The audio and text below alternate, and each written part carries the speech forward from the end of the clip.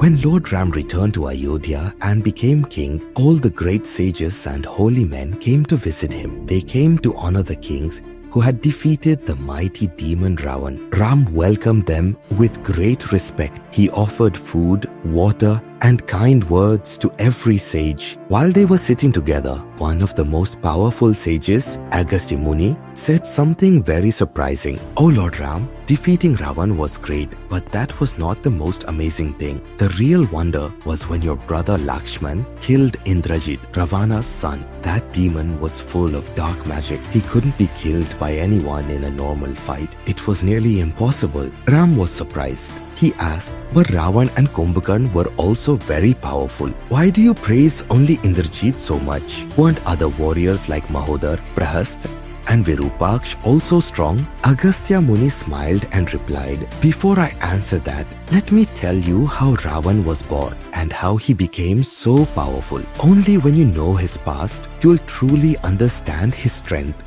A long time ago, Lord Brahma had a son named Pulastya, a wise and glowing sage. One day, Pulastya went to the Mahagiri mountains to do deep meditation. That place was beautiful, full of trees, birds, and fresh air. Because of this, many young girls, daughters of sages, kings, and even serpents would often come there to play. Their laughter and fun disturbed Pulastya's meditation. He asked them to stop visiting, but they didn't listen. Angry, he gave a powerful curse. "From tomorrow, any girl I see here will become pregnant instantly." All the girls got scared and stopped going there. But one day, a girl named Havirbu, the daughter of King Trinbindu, came to the ashram. She didn't know about the curse. As soon as Pulastya saw her, the curse worked. She became pregnant. When King Trinbindu heard what happened, he didn't get angry. Instead, he respectfully gave his daughter to Pulastya as his wife. From their union,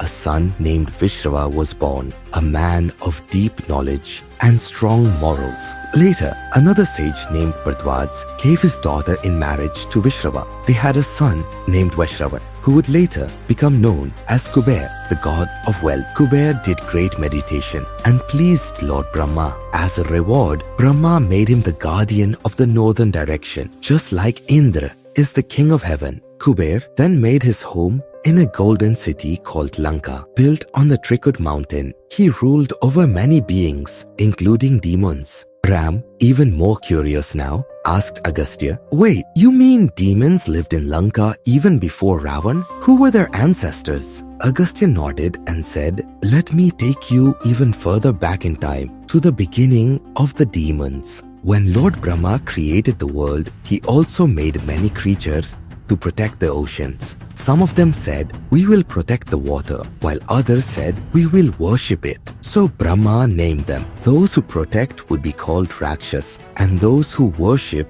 would be called Yaksh. Among the Rakshasas, two brothers were born, Heti and Praheti. Praheti went to meditate, but Heti married a woman named Bai. They had a son called Vidyutkesh. Vidyutkesh had a son named Sukesh, who became very strong and powerful. Sukesh had 3 sons, Malyavan, Sumali, and Mali. These 3 did hard penance and pleased Brahma. They asked for a boon. "Let there always be love between us, and let no one be able to defeat us." With these blessings, they became fearless and started troubling gods and sages alike. The 3 brothers asked the divine architect Vishwakarma to build them a grand city. Vishwakarma sent them to Lanka, where they settled happily. They had many sons. Malyavan had 7 sons, including Vajramushti and Virupaksh. Sumali had 10 sons, like Prahast, Akarantpan, and Dhumraksh. Mali had 4 sons, including Anil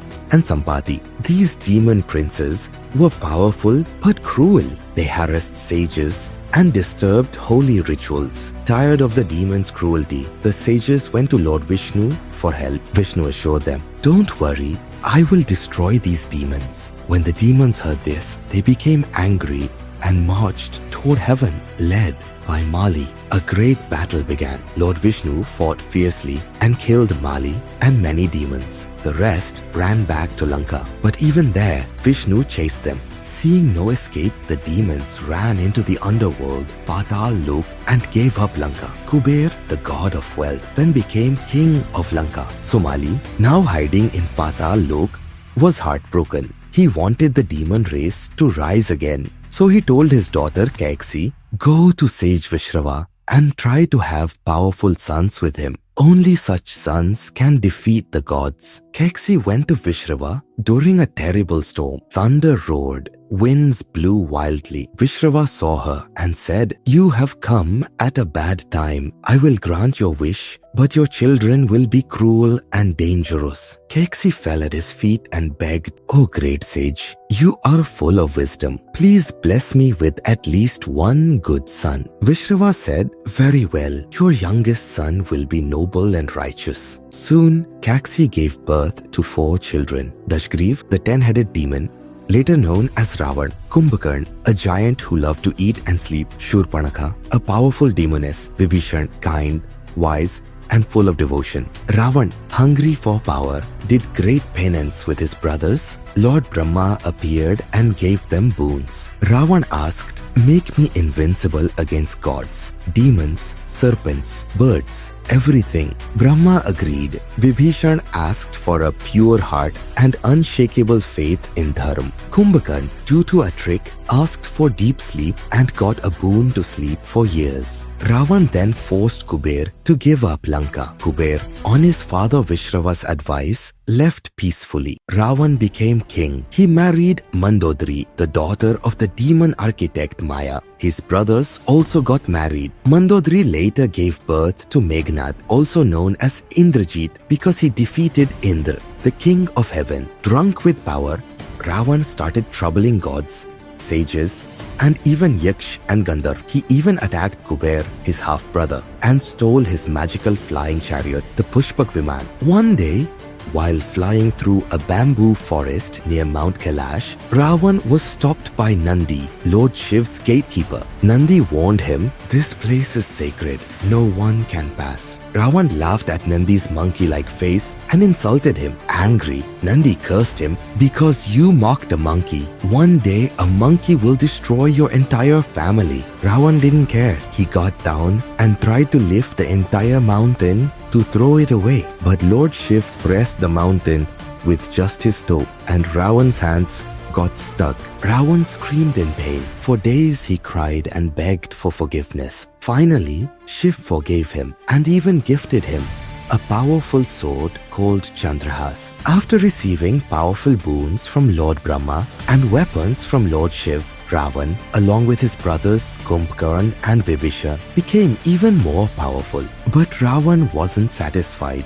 He wanted to rule all 3 worlds, heaven, earth, and the underworld. Ravan gathered a massive army of demons. With magic, weapons, and strength, they attacked the heavens. Even Indra, the king of the gods, couldn't stop Ravan. Gods fled from their cities. Sages hid in forests. Even the sun and wind feared Ravan's name. Ravan became the lord of the 3 worlds. To show his power, Ravan performed a special ritual, the Digvijay Yatra, a war campaign to conquer all directions. In the north, he defeated mighty Kailash gods. In the south, he fought and conquered Yam, the god of death. In the east, he defeated the wind god Vayu. In the west, he overcame the rain god Vrun. Even the moon, sun, and planets bowed to him. Ravan didn't stop with battles. He began kidnapping kings, sages, and celestial beings, locking them in prison in Lanka. Whenever anyone performed a yags,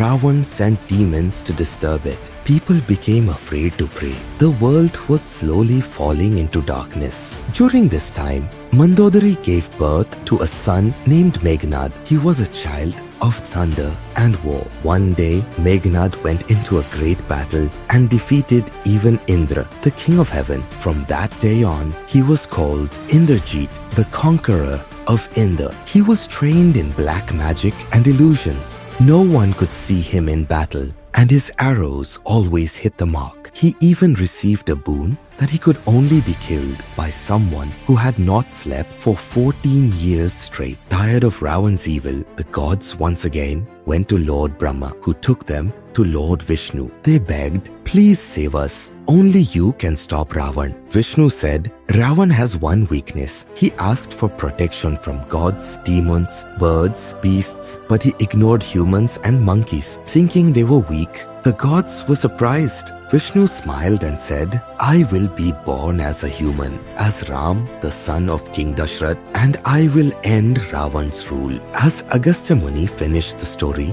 Ram sat quietly, thinking deeply. He finally understood that Ravan was no ordinary demon. He was born from great sages, had the blood of kings, and was blessed by the gods themselves. And yet, his arrogance, cruelty, and ego led him to destruction. Agastya Muni said one final thing. O Ram, no matter how powerful someone is, if they misuse their strength and forget dharma, they are sure to fall. And if someone follows truth and virtue, like your brother Lakshman, they can defeat even the strongest enemies.